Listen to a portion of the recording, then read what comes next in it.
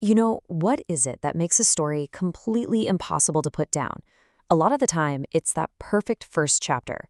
So today, we're going to dive into a total masterclass in openings, The Boy Who Lived, the very first chapter of Harry Potter, to see exactly how J.K. Rowling gets us hooked from the very first sentence. It all starts right here. I mean, this single sentence does so much work. It doesn't just introduce us to some characters, it introduces the central theme of the entire series, this massive clash between the perfectly normal world and a world that is, well, anything but. And that little thank you very much. It's so defensive, isn't it? It's like a line being drawn in the sand from the get-go. So, to really understand what's so extraordinary about this story, we first have to meet the champions of the ordinary, the Dursleys.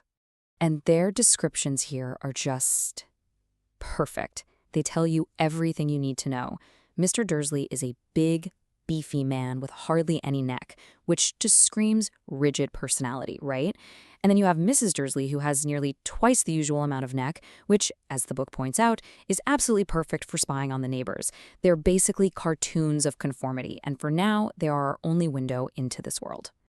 You see, every perfectly normal world has a secret it is absolutely terrified of. And for the Dursleys, that secret is the Potters. This isn't just some regular family drama. It's a deep conflict of values. The Potters represent everything that is un-Dursleyish, which is basically code for strange, mysterious, and totally unpredictable. Their biggest fear is that this other world is going to somehow bleed into theirs. So let's watch how it all starts to unravel, because on one dull, gray Tuesday, the Dursleys' perfectly normal world begins to come apart at the seams. The genius of this chapter is the slow, creeping escalation of weirdness, and we see it all from Mr. Dursley's completely baffled point of view. It starts small, with something he can try to dismiss. You know, a cat reading a map? Must be a trick of the light, right? But then come the people in cloaks, and then the owls. Hundreds of them, in the middle of the day. By the time the evening news is talking about shooting stars, the cracks in his reality are way too big to ignore. And then this happens. A tiny little man in a violet cloak hugs him and drops two massive story bombs on him. You-know-who and Muggles. This is such a brilliant move. Instead of giving us any answers, it just makes the mystery even deeper.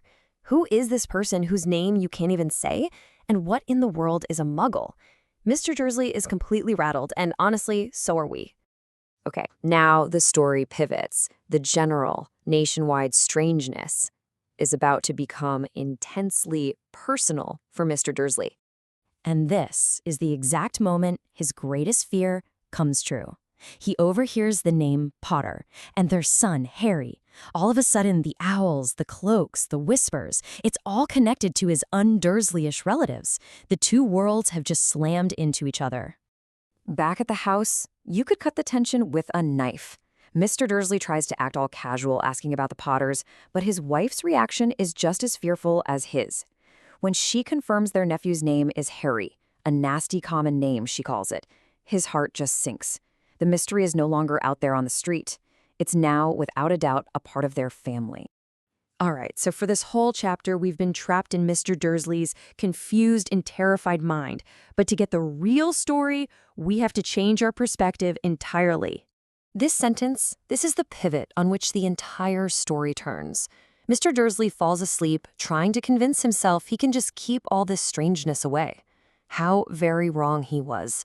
With just those 5 words, the narrative camera pulls back from inside the house, leaving the limited, normal world behind to show us what's really going on. And this is our first proper look at the other world.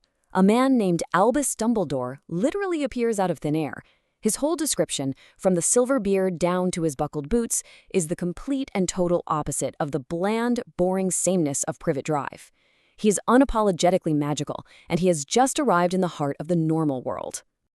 And this is it, the first undeniable act of magic that we get to see. It's not just a whisper or a weird sighting, it's direct control over the mundane world. With this little device that looks kind of like a lighter, Dumbledore puts out all the lights on the street, creating this little pocket of darkness and secrecy. The magic is absolutely real. And now we finally get an answer. Remember that strange word, Muggle? Well, now we know what it means. That's what the Dursleys are. That's what most of us are. This one definition officially separates the two worlds and gives us a name for the one we've known all along. And finally, we get to the reason for everything. The owls, the celebrations, Dumbledore's arrival, it all comes down to one single person.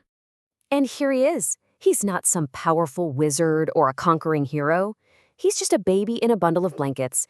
This is Harry Potter, the son of the un-Dursley-ish Potters, the boy at the absolute center of this whirlwind of mystery and magic.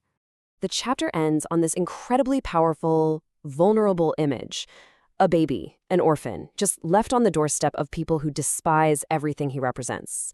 All he has is a letter full of secrets and this unique lightning bolt scar, a mark that tells us his story is extraordinary before he can even speak a single word. And that's the hook. That's the genius of it. The chapter masterfully builds up this world of mundane fear, shatters it with these amazing hints of magic, and then it just leaves us with a single burning question. What did this baby do? What did he survive that could cause such a massive stir? A perfect first chapter doesn't give you all the answers. It makes you absolutely desperate to find them.